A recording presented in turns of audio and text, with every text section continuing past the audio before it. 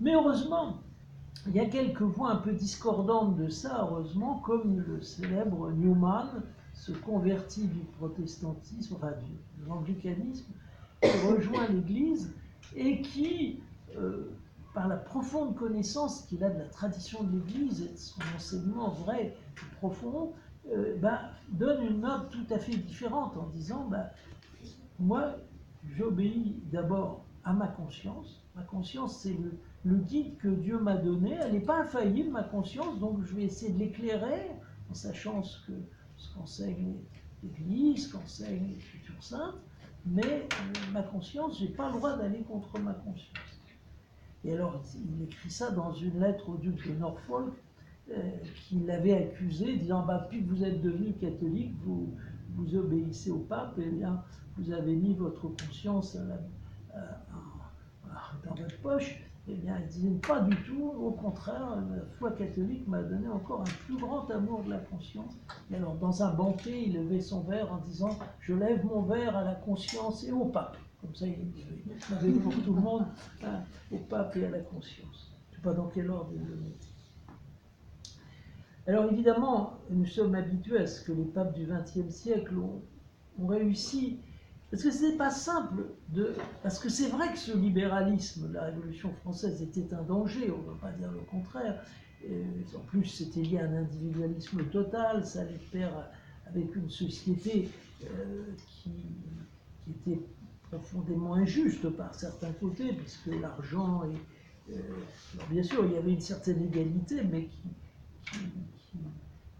enfin, on voit ce qu'était la misère ouvrière pendant ce temps-là. Enfin, on voit bien que ce libéralisme avait abouti aussi à l'écrasement de toutes sortes de gens. Enfin, le libéralisme n'était pas du tout les mains pures.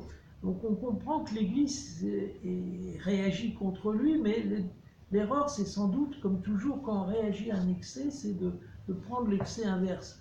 Donc on voit qu'au XXe siècle, on remet un peu les pendules à l'heure, et qu'on voit réapparaître des positifs de la conscience, de la liberté de conscience notamment.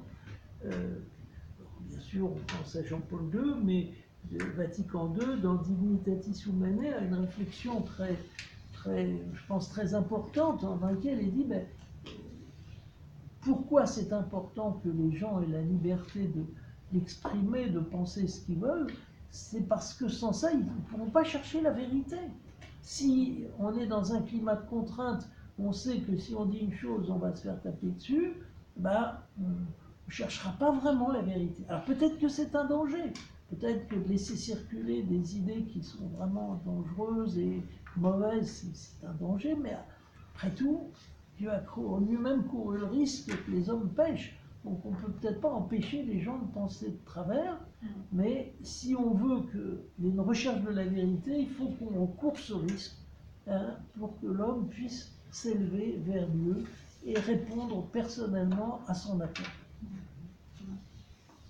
Bon, alors vous ayant dit tout ça, si vous me laissez encore quelques temps, ça va, parce que ça va largement dépasser l'heure.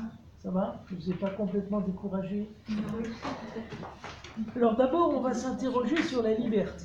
Alors, la nature de la liberté.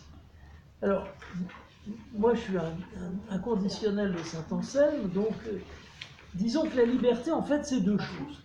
Ce qu'on va appeler la liberté du choix, si vous voulez, c'est-à-dire le fait d'avoir à décider, de pouvoir décider entre plusieurs possibilités qui ne sont pas fixées d'avance. Mais ce n'est pas toute la liberté. On va mettre de l'autre côté ce que je vais appeler liberté de qualité. Ce n'est pas de moi, c'est d'un auteur, j'ai oublié le nom, qui a risqué cette expression, c'est-à-dire la capacité de pouvoir s'investir pour quelque chose qui en vaut vraiment la peine et qui nous développe dans le sens du bien. Notre liberté profonde, elle est là. Elle est de pouvoir donner un sens à notre vie et d'aller vers quelque chose qui est beau et bon. La première, la liberté de choix ou d'oscillation, comme disent certaines, c'est qu'une étape. Bien sûr, s'il n'y avait aucune possibilité ouverte, je ne pourrais pas non plus me risquer pour celle qui vaut la peine, mais c'est une étape qu'il faut vite dépasser. Ce qu'il faut, c'est cette liberté de qualité qui me permet de m'engager et de me donner pour un bien. Alors il y a l'image qui a souvent servi, c'est celle du musicien qui, au départ, il faut qu'il s'impose un certain nombre de contraintes pour arriver à apprendre à jouer, à assouplir son doigté, faire ce qu'il a à faire, mais moyennant quoi il va trouver au terme des possibilités qu'il n'avait pas jusque-là, une aisance avec laquelle il va pouvoir jouer ou chanter ou faire ce qu'il veut. Donc en fait, la liberté, la pleine liberté plénière, c'est celle qui s'achève souvent d'un effort et d'un travail et d'une contrainte pour arriver à un bien. Vous voyez, hein, c'est cette liberté de qualité, donc on va... s'il y a un choix au départ qui est toujours nécessaire, choisi entre le piano ou le rugby, à partir du moment où j'ai pris une décision, j'essaie de m'y tenir, j'essaie de grandir dans cette décision et je donne du sens à ce que je fais. Et je ne suis pas moins libre parce que je me suis engagé, c'est l'inverse. C'est l'engagement qui va permettre pleinement la liberté. Tandis que celui qui veut rester toujours sur la touche et pas se décider, en fait, il aura une vie pauvre, enfin, il aura une vie qui sera beaucoup moins remplie et plénière que ça.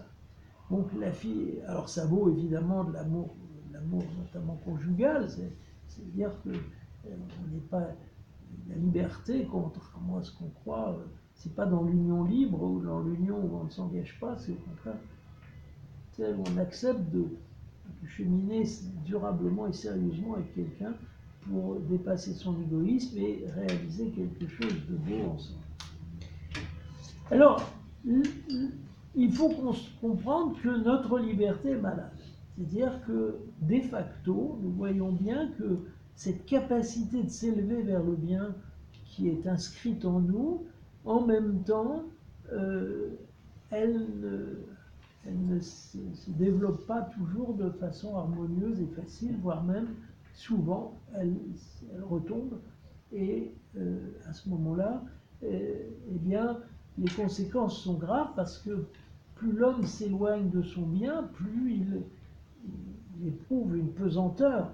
Hein, fait que, après avoir couru trop après des biens qui sont factices, par exemple, son désir, une espèce d'élan de l'homme vers ce qui lui apporte plus de vie, plus de bonheur, eh bien, en réalité, quand il est trop goûté à des nourritures terrestres qui ne peuvent que le décevoir au bout d'un certain temps, il devient sceptique, il devient blasé, il se dégoûte lui-même, l'élan de son être retombe comme un comment dirais-je, comme un soufflet qui s'affaisse.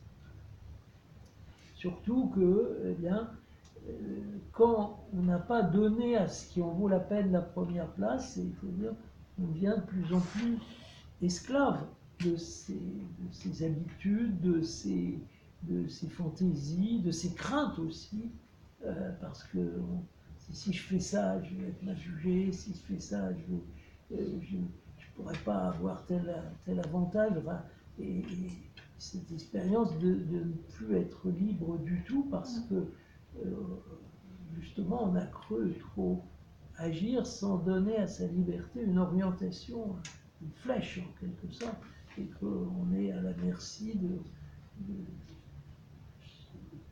petites oscillations de sa volonté, de son incapacité à s'engager.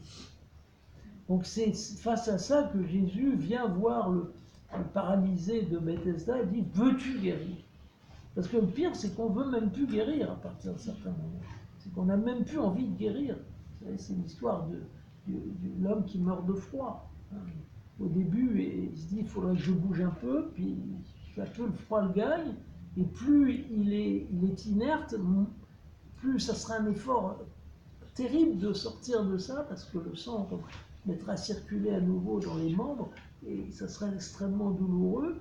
Donc en fait, il se laisse mourir inaction, en fait. Le péché est souvent ce qui engendre cette inaction, cette espèce d'immobilisme de la volonté. Donc, eh bien, ce drame, il se conclut par le fait que, justement, il nous dit la vérité vous rendra libre. C'est-à-dire que la rencontre de celui qui est la vérité même nous remet sur la voie d'une libération, nous permet, on sait très bien, le mensonge, c'est toujours ce qu'il faut vaincre en premier.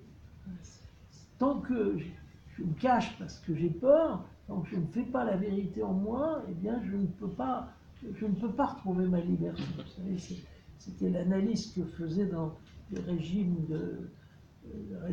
communistes dans les pays derrière le rideau de fer. Hein, la puissance de l'idéologie, c'était d'engendrer le mensonge. Et quand les hommes ont cessé de mentir, c'est ce qui est arrivé avec Solidarność, ils ont cessé de mentir, eh bien le système s'est effondré.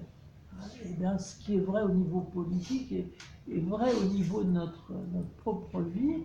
Tant que nous cachons à nous-mêmes les choses que nous essayons de cacher aux autres et que nous n'arrivons pas à sortir du mensonge, eh bien, nous ne sommes pas libres.